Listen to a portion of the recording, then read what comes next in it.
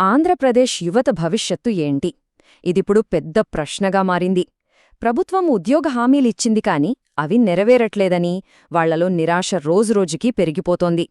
అసలు ఈ హామీలకు ఇప్పుడున్న వాస్తవ పరిస్థితులకు మధ్య ఏం జరుగుతోంది? పదండి వివరంగా తెలుసుకుందాం. ఎన్నికలప్పుడు బోలెడు హామీలిచ్చారు కదా, మరి అధికారంలోకి వచ్చాక ఉద్యోగాల భర్తీ ఎందుకు ఇంత ఆలస్యమవుతోంది?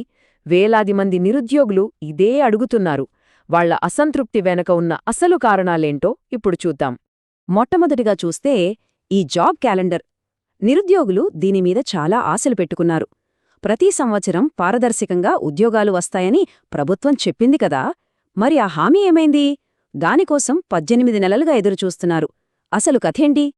ఇక్కడ చూడండి, వాగ్దానానికి వాస్తవానికి మధ్య తేడా ఎంత స్పష్టంగా ఉందో. ప్రతి ఏటా జనవరిలో క్యాలెండర్ ఇస్తామన్నారు, కాని 18 నెలలు దాటిపోయింది, దాని ఊసేలేదు. ఇదంతా కేవలం మాటలకే పరిమితమైంది. చేతల్లో ఏమీ లేదని నిరుద్యోగులు చాలా ఆవేదన చెందుతున్నారు. సరే, జాబ్ క్యాలెండర్ కోసం ఎదురుచూస్తుంటే ప్రభుత్వం నుంచి ఇంకో షాక్ తగిలేలా ఉంది. వాళ్ల ఆశల మీద నీళ్లు చల్లేలా ఒక కొత్త ప్రతిపాదన తెరపైకొచ్చింది. అదేంటంటే ప్రభుత్వ ఉద్యోగుల రిటైర్మెంట్ వయస్సు పెంపు. దీనిమీద ఎందుకింత వ్యతిరేకత వస్తోందో చూద్దాం. ఈ నంబర్ 62. ఇప్పుడు ఇదే హాట్ టాపిక్. ప్రభుత్వ ఉద్యోగుల రిటైర్మెంట్ ఏజ్ను 60 నుంచి 62 ఏళ్లకు పెంచాలని ప్రభుత్వం ఆలోచిస్తున్నట్టు వార్తలొస్తున్నాయి. ఒకవేళ ఇది నిజంగా జరిగితే ఏమవుతుంది? సింపుల్, ప్రతి ఏటా రిటైర్ అయ్యే వాళ్ల వల్ల వచ్చే ఖాళీలు రావు. దాంతో కొత్త ఉద్యోగ అవకాశాలు ఇంకా తగ్గిపోతాయి. ఇదే యువత ఆందోళనకు కారణం. చూడండి, ఈ ప్రతిపాదన మీద సిపిఐ రాష్ట్ర కార్యదర్శి ఈశ్వరయ్య చాలా స్ట్రాంగ్గా రియాక్ట్ అయ్యారు.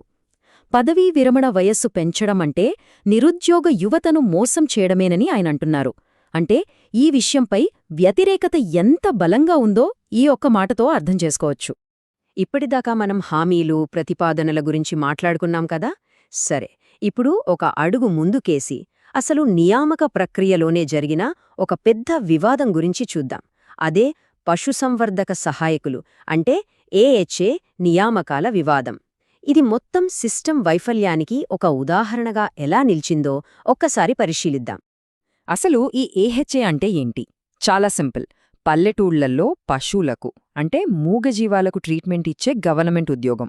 2024లో దీనికోసం 1896 పోస్టులకు నోటిఫికేషన్ కూడా ఇచ్చారు. ఈ టేబుల్ చూస్తే అసలు సమస్య ఏంటో మన కళ్లముందే కనిపిస్తుంది. ఒకవైపు ఉద్యోగానికి కావలసిన అర్హతలివి అని ప్రభుత్వం స్పష్టంగా చెప్పింది. కాని మరోవైపు చూడండి, ఆరోపణలు ఎలా ఉన్నాయో. ఫేక్ సర్టిఫికెట్లు పెట్టారని, ఎక్కడున్నాయో కూడా తెలియని యూనివర్సిటీల నుంచి డిప్లొమాలు తెచ్చారని, పొలిటికల్ రికమెండేషన్స్తో ఉద్యోగాలిచ్చారని, ఇలా తీవ్రమైన ఆరోపణలున్నాయి. కనీసం క్వాలిఫైయింగ్ మార్కులు కూడా రాని వాళ్లకు ఉద్యోగాలిచ్చారని బాధితులు ఆరోపిస్తున్నారు. ఈ నెంబర్ చూడండి, 1500. దాదాపు 1500 మంది ఫేక్ సర్టిఫికెట్లతో ఉద్యోగాలు సంపాదించారని ఆరోపణలొస్తున్నాయి. అంటే ఇది ఎవరూ ఒకరిద్దరూ చేసిన తప్పు కాదు, ఇది మొత్తం సిస్టమ్ మీద నమ్మకాన్నే దెబ్బతీసేంత పెద్ద స్కామ్ అనే వాదనలు వినిపిస్తున్నాయి. సరే, ఈ వివాదం వల్ల జరిగిన నష్టమేంటి? చాలా ఉంది. మొదటిది, కష్టపడి చదివిన అర్హులైన వాళ్లకు ఉద్యోగాలు రాలేదు. వాళ్లు అన్యాయం జరిగిందని కోర్టు మెట్లెక్కారు. ఆ కేసులు ఇంకా నడుస్తూనే ఉన్నాయి.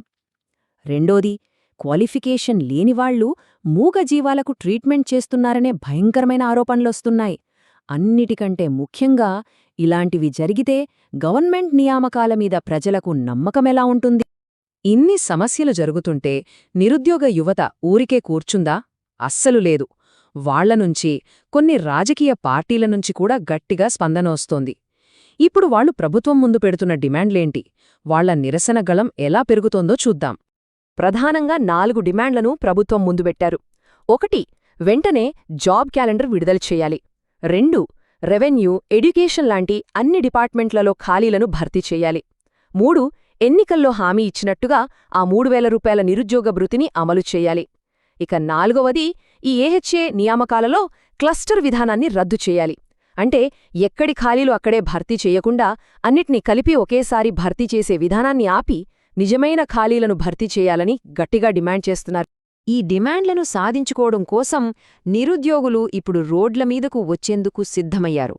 చలో విజయవాడ పేరుతో ఈ నెల 30న పెద్ద ఎత్తున నిరసన కార్యక్రమానికి పిలుపునిచ్చారు. దీని బట్టే వాళ్ల అసంతృప్తి ఏ రేంజ్కు చేరిందో మనం అర్థం చేసుకోవచ్చు.